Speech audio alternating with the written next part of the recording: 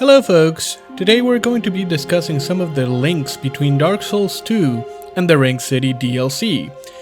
Now, I need to inform you all that today's video is going to have an uncharacteristically high amount of speculation. Now, this is just the nature of the beast regarding this particular story, as there's just not enough information unequivocally connecting the dots, and the ones that can be connected are just not enough to really make up a deep story. So if you're put off by rampant speculation in Dark Souls lore, I would advise you to refrain from watching the video, as there's a lot more speculation here than on the majority of my other videos. However, if you're willing to abide by this, and are interested in some possible links between King Vendrick and the Ring City, please watch on. The first thing we have to discuss here is Nashandra. Nashandra is a shard of Manus' essence, and she is burdened by the curse of want, always desiring power, a power she will never be able to attain. Nashandra arrives to Drang Lake and meets King Vendrick, who is absolutely bewitched by her beauty. Nashandra coaxes Vendrick into going across the sea and fight the giants found therein. Now, I believe the reason Nashandra needs for Vendrick to fight the giants is because the land where the giants are located at surrounds the Ring City. Now, this is where I find one of the biggest leaps that I need to take in order for this theory to work. But just please hear me out. There is one factor that makes it very difficult for me to formulate grounded theories linking Drang Lake and any of the lands of Lordran. The damned giants.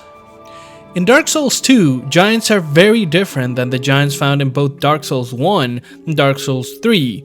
And considering Dark Souls 3 has happened arguably millennia after Dark Souls 1, and the giants are essentially the same, does not bode well for the giants in Dark Souls 2. A lot of people have theorized that the reason for this is because Drang Lake is essentially Lordran, and Vendrick invades another land altogether. However, I contend that there is another possible answer. The giants we see in Dark Souls 2 have evolved down a different path than the normal giants of Lordran.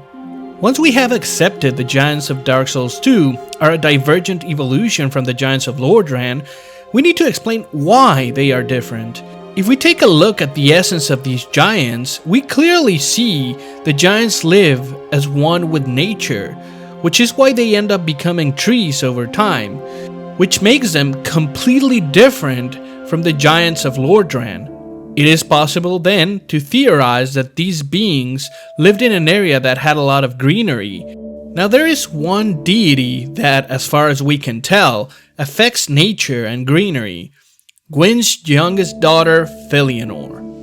As we all know, Filianor was tasked with keeping a watchful eye over the Pygmy Lords and the Ring City. Now, Filianor has incredibly powerful magic, with which she had somehow sealed the Pygmy Lords, but she also seems to have the power to make everything lush and green around her. Now, I'm going to place a video link in the description to a video by MadLuigi, where he explains the significance of the Chloranthy Ring +3 and its connection to Filianor's power. I would advise for you guys to watch that video. It's a really good video, and it will delve much deeper into Filianor's power. Now, if we indeed accept that Filianor has the power to influence greenery, then we can also accept that she probably has the power to influence the lands around the Ring City. In this way, it is not difficult to think that the areas around the Ring City would be filled with lush forests, and her power could possibly affect the creatures living within those forests. So, making our second big leap, we will theorize that the giants we meet in Dark Souls 2 are denizens of the forests surrounding the Ring City.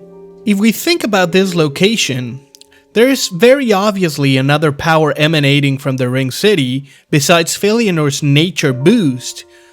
This power is the power emanating from the Pygmy Lords themselves and the Dark Soul. Now, we know for a fact that some of the beings that possess part of the original Dark Soul were able to leave the Ring City, as evidenced clearly by the tragedy of Manus and Ulasil, We can therefore assume that either by being close to the Pygmy Lords or by being directly influenced by some of them, the nature giants were eventually endowed and mutated by the power of darkness inherent in the Dark Soul. Now there's a couple of reasons why I say this. First, this would explain the physical differences between the giants of Lordran and the nature giants. Second, we can clearly see by the lore of Dark Souls 2 that these giants harbor very heavy grudges and are unable to let go of their hate. Emotion is an element that seems to be potentialed by the power of the Dark Soul itself. By all accounts, the giants of Lordran seem to be mostly peaceful beings, and even when they are made to attack, they do not seem to harbor any ill will towards anybody, even though their race was essentially enslaved. This is very obviously not the case with the nature giants, as they easily display the ability to hold great ire and seek vengeance. So let's take for granted that the Dark Souls 2 giants were the ones that populated the forests around the Ring City, as they were attracted to nature, and so they were attracted to the power emanating from Filianor, and their close proximity to the wellspring of the Dark Souls power made them more susceptible to the feelings that emanate from the abyss, like hate and the inability to forgive. But let's go back to Nashandra. After being bewitched by her beauty, Vendrick believes Nashandra and goes across the sea to battle the giants, bringing his powerful armies with him. The normally peaceful nature giants had never faced an enemy of that caliber, and after fighting to the best of their abilities, they get scattered and most of them are defeated. Throughout this invasion, Nashandra spurs Vendrick on, knowing that these giants possess a powerful artifact that has been imbued with the power of the Dark Soul.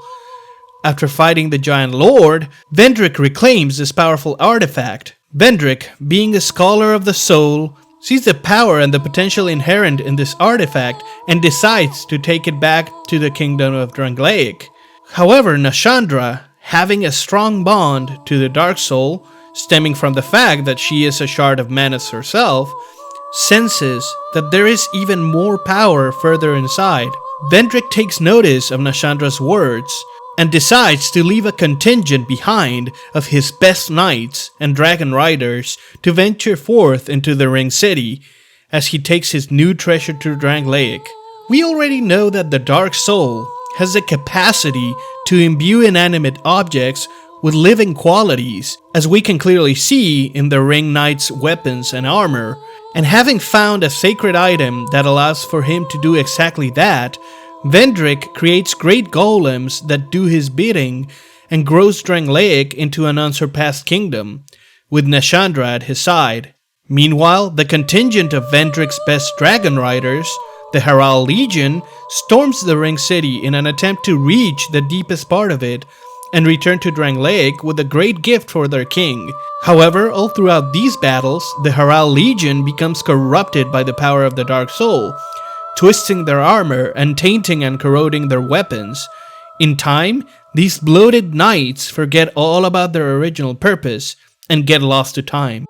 The second group of knights that Vendrick sent to the Ring City, the Ruined Knights, attempt to reach the innermost part of the Ring City, and when they become a threat to Lady Filianor, they are assaulted by the Judicator Giants. The Ruined Knights were completely obliterated by the Judicator Giants, so much so that they eventually swear themselves to them. And just like that, Vendrick's siege of the Ring City comes to an end. Vendrick decides to use the power of the artifact to make some of the most important golems in the likeness of these great knights who laid siege to the Ring City in order to honor their sacrifice. However, that is not the end of the story. Driven to madness and rage by the unholy crime perpetrated upon them, the nature giants cross the sea and arrive on Drangleic. The artifact Vendrick took from them is intrinsically bound to their essence, and having been tainted by the abyss, these giants lose themselves to their emotions and lay waste to the kingdom of Drangleic. And the rest, as they say, the rest is history. The curse of life is the curse of want, and in her insatiable appetite for power, Nashandra destroys countless lives and even kingdoms to achieve her goals, only to be bested by the willpower of a cursed undead. So that is it, folks. I hope you enjoyed this video, even with all of the rampant speculation contained in it. Let me know what you think about my theory, and if it even makes sense or holds any water. Now, if you enjoy this video, consider giving it a like. And if you enjoy what I do with my channel, the subscribe button is right there. You guys have a great day. This is Cheps, and I will see you soon.